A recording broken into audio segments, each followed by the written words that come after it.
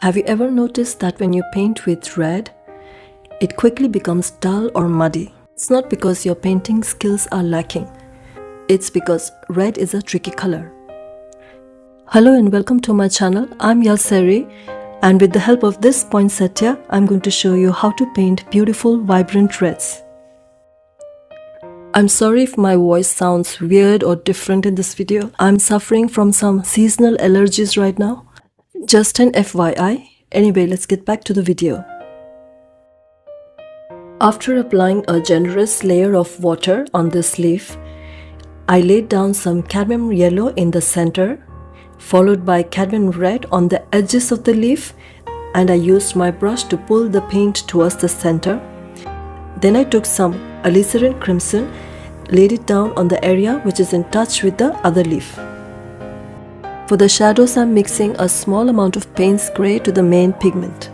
For instance, in this case, cadmium red is the main pigment on this leaf, so I mixed a small amount of Payne's grey to cadmium red, and taking a milk-like consistency of this mixture, applied it on the areas where this leaf is touching the other leaf which is on top of this one, and the areas of the leaf which have a fold or are in the shadow.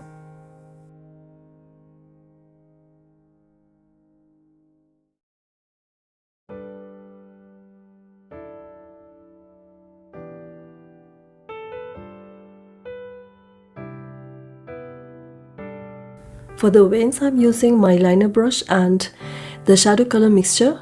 I could have used any thinner brush, so I want the veins to be there but not too dominant. Therefore, I'm using very light and soft strokes.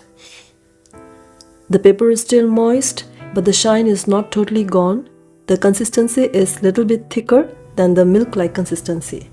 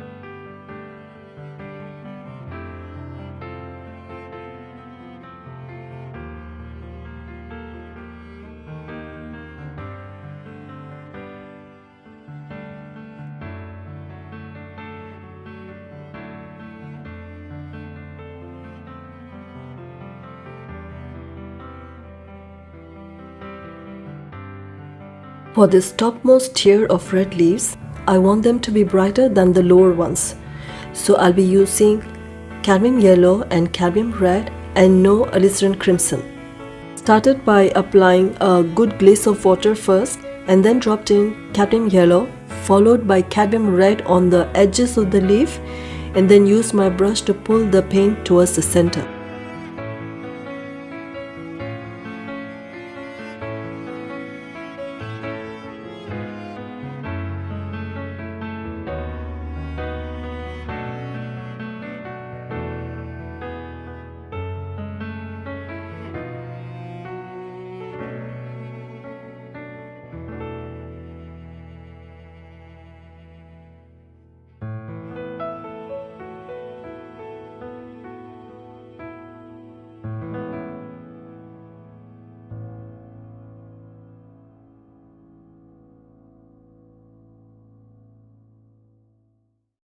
You can always add more paint while the paper is still moist.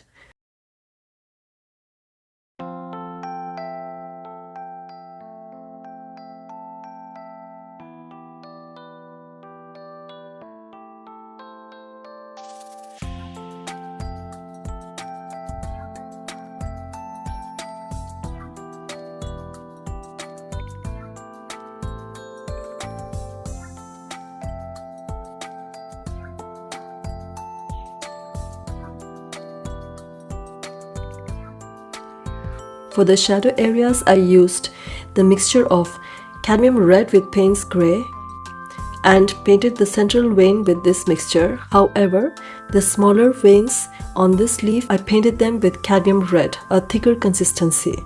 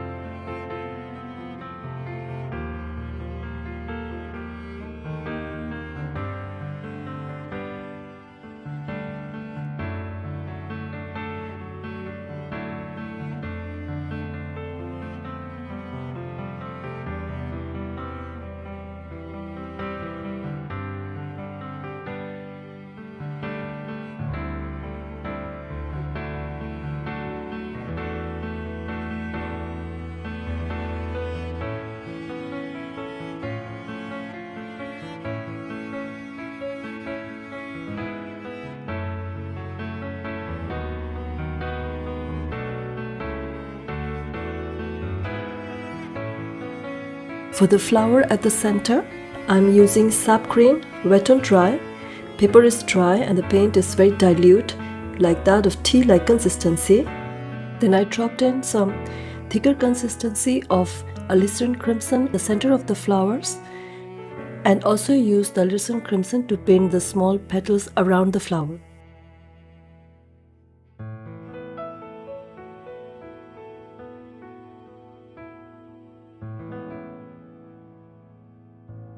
Then I took a thicker consistency of hocus green to apply at the base of the small flowers.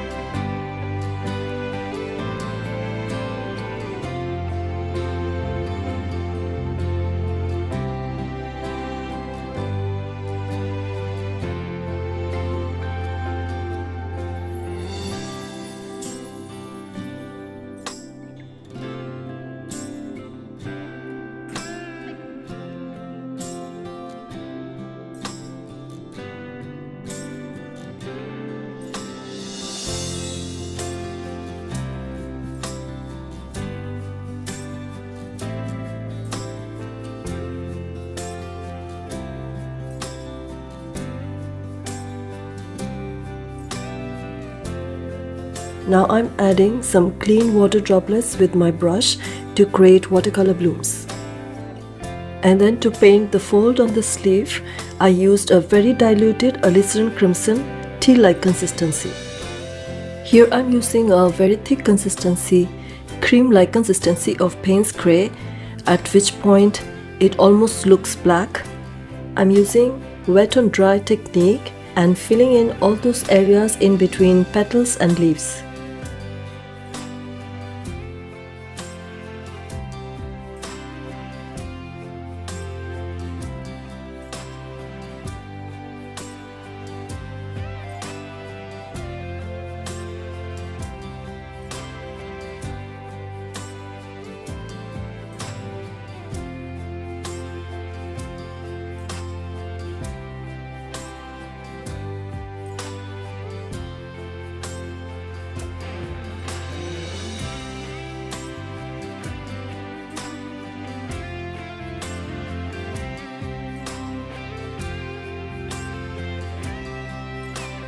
For the background, I wanted something more dynamic and less static, so first I painted the whole of the background with a very light layer of Payne's gray. Once it was completely dry, I applied water on a small area and once again applied a thicker consistency of Payne's gray, and then used my brush to drop in water, but with the painting upright so that the water would flow down. And then I used my tissue paper to clean the excess water. I combined this with snowflakes with white gouache to create some movement in the background so that the background is not so static and it's more interesting to look at.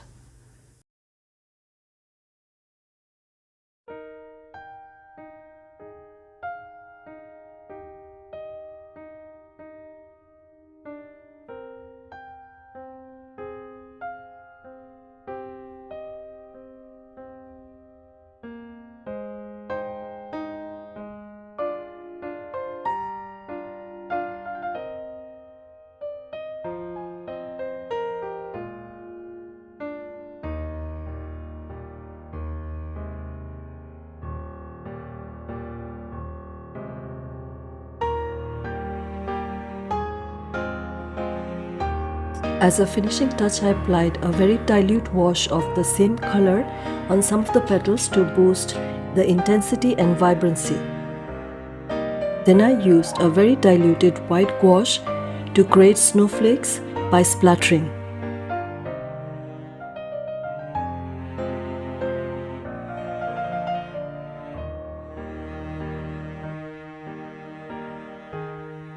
And here's the finished painting. Thank you very much for watching this video till the end. Please like, share and subscribe if you haven't already. See you next week with a new tutorial. Bye for now.